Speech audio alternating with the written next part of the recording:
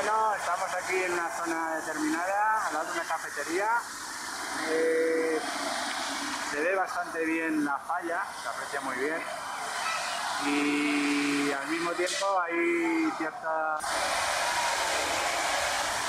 Bueno, estamos aquí en una zona determinada, al lado de una cafetería.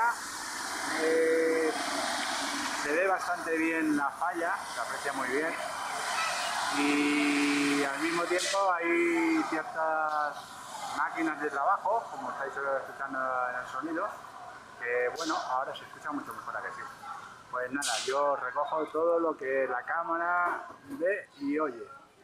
Bueno, continuamos nuestro pequeño recorrido por esta gran ciudad que es Valencia y os voy comentando.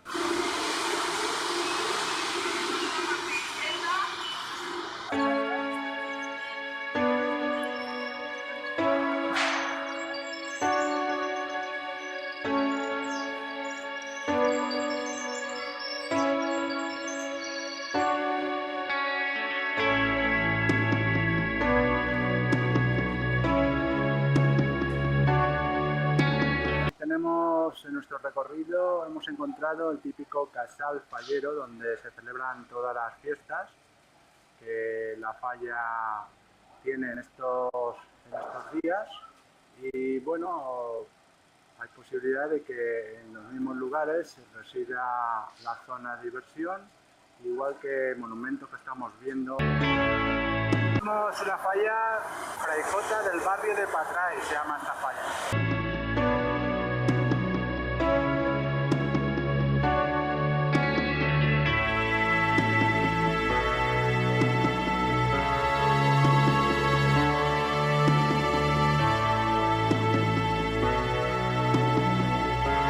Estamos aquí en plena falla, están trabajando la pirotecnia Turís, que bueno, tendrá lo que es una función de mascleta a partir de las 2.